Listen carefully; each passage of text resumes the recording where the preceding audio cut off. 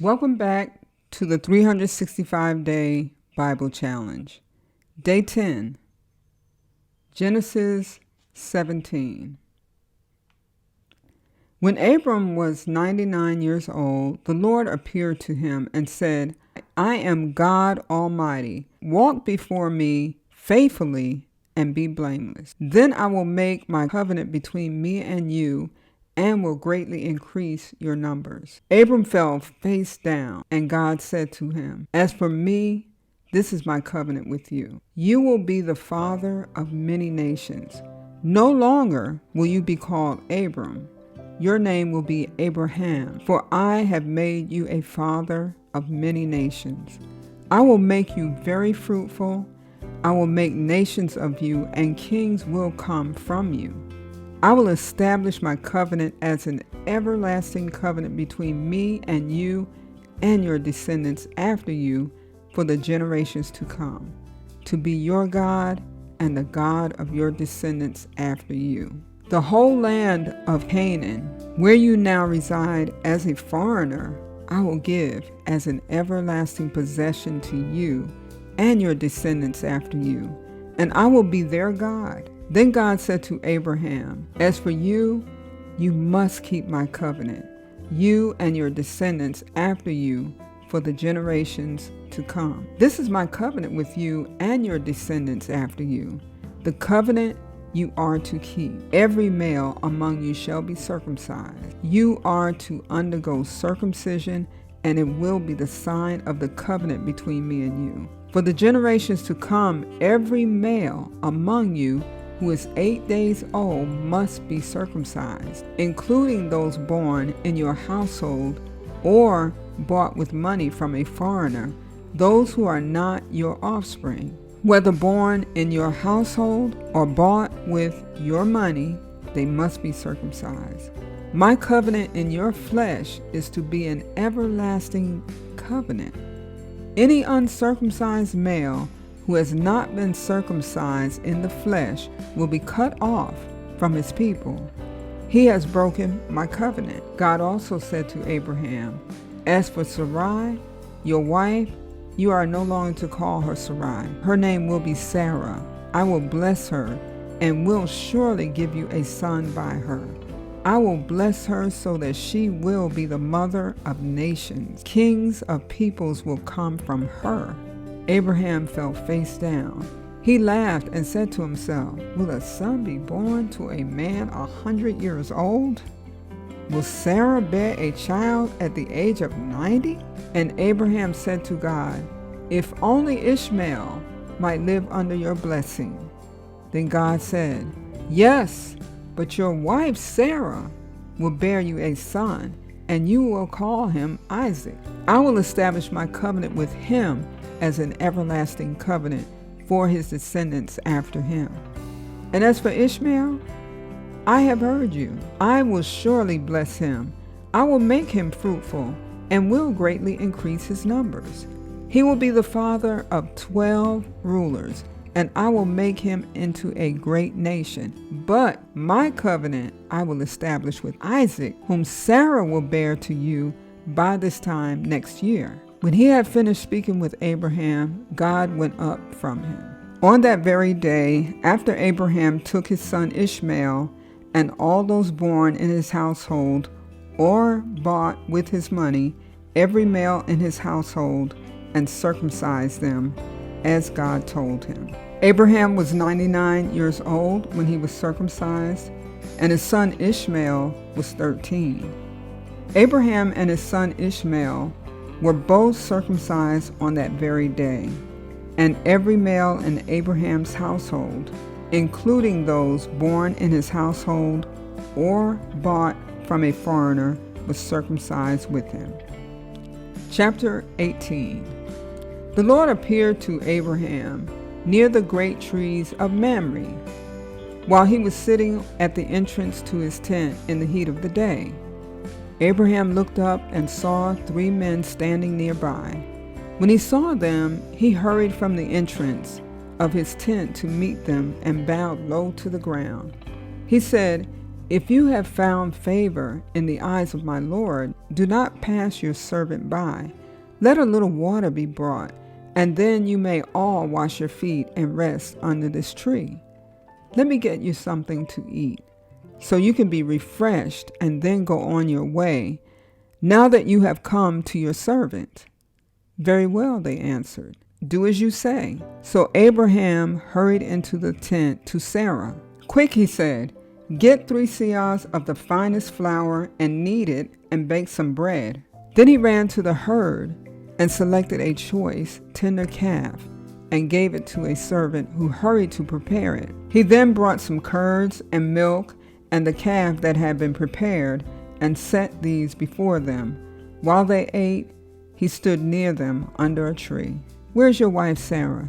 they asked him. "There in the tent," he said. Then one of them said, "I will surely return to you about this time next year, and Sarah, your wife, will have a son." Now Sarah was listening at the entrance to the tent, which was behind him. Abraham and Sarah were already very old, and Sarah was past the age of childbearing. So Sarah laughed to herself as she thought, "After I am worn out and my Lord is old, will I now have this pleasure?" Then the Lord said to Abraham, "Why did Sarah laugh and say, 'Will I really have a child now that I am old?' Is anything too hard for the Lord? I will return to you at the appointed time next year, and Sarah will have a son." Sarah was afraid, so she lied and said, "I did not laugh." But he said, "Yes, you did laugh." When the men got up to leave, they looked down toward Sodom, and Abraham walked along with them to see them on their way. Then the Lord said, "Shall I hide from Abraham what I am about to do? Abraham will surely become a great and powerful nation, and all nations on earth will be blessed through him. For I have chosen him, so that he will direct his children and his household after him to keep the way of the Lord by doing what is right and just, so that the Lord will bring about for Abraham what he has promised him." Then the Lord said, "The outcry against Sodom and Gomorrah is so great, and their sin is so grievous, that I will go down and see if what they have done is as bad as the outcry that has reached me. If not, I will know." The men turned away and went toward Sodom, but Abraham remained standing before the Lord. Then Abraham approached him and said, "Will you sweep away the righteous with the wicked? What if there are 50 righteous people in the city? Will you really sweep it away and not spare the place for the sake of the 50 righteous people in it? Far be it from you to do such a thing, to kill the righteous with the wicked, treating the righteous and the wicked alike. Far be it from you. Will not the judge of all the earth do right?" The Lord said, "If I had 50 righteous people in the city of Sodom, I will spare the whole place for their sake." The Lord said, "If I find 50 righteous people in the city of Sodom, I will spare the whole place for their sake." Then Abraham spoke up again, "Now that I have been so bold as to speak to the Lord, though I am nothing but dust and ashes, what if the number of the righteous is 5 less than 50? Will you destroy the whole city for lack of 5 people? If I find 45 there," he said, "I will not destroy it." Once again he spoke to him, "What if only 40 are found there?" He said, "For the sake of 40, I will not do it." Then he said, "May the Lord not be angry, but let me speak. What if only 30 can be found there?" He answered, "I will not do it if I find 30 there." Abraham said, "Now that I have been so bold as to speak to the Lord, what if only 20 can be found there?" He said, "For the sake of 20, I will not destroy it." Then he said, "May the Lord not be angry, but let me speak just once more. What if only 10 can be found there?" He answered, "For the sake of 10, I will not destroy it." When the Lord had finished speaking with Abraham, he left, and Abraham returned home. Genesis chapter 19. The two angels arrived at Sodom in the evening, and Lot was sitting in the gateway of the city. When he saw them, he got up to meet them and bowed down with his face to the ground. "My lords," he said, "please turn aside to your servant's house.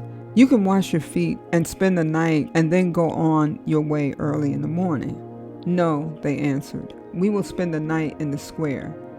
But he insisted so strongly that they did go with him and entered his house. He prepared a meal for them, baking bread without yeast, and they ate. Before they had gone to bed, all the men from every part of the city of Sodom, both young and old, surrounded the house. They called to Lot, "Where are the men who came to you tonight? Bring them out to us so that we can have sex with them." Lot went outside to meet them and shut the door behind him and said, "No, my friends, don't do this wicked thing. Look, I have 2 daughters who have never slept with a man. Let me bring them out to you, and you can do what you like with them. But don't do anything to these men, for they have come under the protection of my roof." "Get out of our way," they replied. "This fellow came here as a foreigner, and now he wants to play the judge. We'll treat you worse than them." They kept bringing pressure on Lot and moved forward to break down the door. But the men inside reached out and pulled Lot back into the house and shut the door. Then they struck the men who were at the door of the house, young and old, with blindness, so that they could not find the door. Then the 2 men said to Lot, "Do you have anyone else here, sons-in-law, sons or daughters, or anyone else in the city who belongs to you? Get them out of here, because we are going to destroy this place. The outcry to the Lord against its people is so great that he has sent us to destroy it." So Lot went out and spoke to his sons-in-law who were pledged to marry his daughters. He said, "Hurry and get out of this place, because the Lord is about to destroy the city." But his sons-in-law thought he was joking. With the coming of dawn, the angels urged Lot, saying, "Hurry, take your wife and your 2 daughters who are here, or you will be swept away when the city is punished." When he hesitated, the men grasped his hand and the hands of his wife and of his 2 daughters and led them safely out of the city, for the Lord was merciful to them. As soon as they had brought them out, one of them said, "Flee for your lives. Don't look back and don't stop anywhere in the plain. Flee to the mountains, or you will be swept away." But Lot said to them, "No, my lords, please. Your servant has found favor in your eyes, and you have shown great kindness to me in sparing my life. But I can't flee to the mountains. This disaster will overtake me, and I'll die. Look, here is a town near enough to run to, and it is small. Let me flee to it. It is very small, isn't it? Then my life will be spared." He said to him, "Very well, I will grant this request too. I will not overthrow the town you speak of, but flee there quickly, because I cannot do anything until you reach it." That is why the town was called Zor. By the time Lot reached Zor, the sun had risen over the land. Then the Lord rained down burning sulfur on Sodom and Gomorrah from the Lord out of the heavens. Thus he overthrew those cities and the entire plain, destroying all those living in the cities and also the vegetation in the land. But Lot's wife looked back, and she became a pillar of salt. Early the next morning, Abraham got up and returned to the place where he had stood before the Lord. He looked down toward Sodom and Gomorrah, toward all the land of the plain, and he saw dense smoke rising from the land like smoke from a furnace. So when God destroyed the cities of the plain, he remembered Abraham, and he brought Lot out of the catastrophe that overthrew the cities where Lot had lived.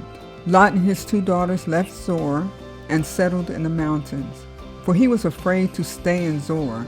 He and his 2 daughters lived in a cave. One day the older daughter said to the younger, "Our father is old, and there is no man around here to give us children, as is the custom all over the earth. Let's get our father to drink wine and then sleep with him and preserve our family line through our father." That night, they got their father to drink wine, and the older daughter went in and slept with him. He was not aware of it when she lay down or when she got up.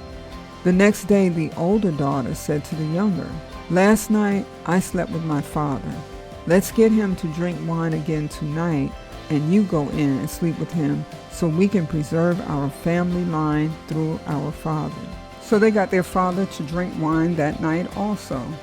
And the younger daughter went in and slept with him. Again, he was not aware of it when she lay down or when she got up. So both of Lot's daughters became pregnant by their father. The older daughter had a son, and she named him Moab. He is the father of the Moabites of today. The younger daughter also had a son, and she named him Ben-Ami. He is the father of the Ammonites of today.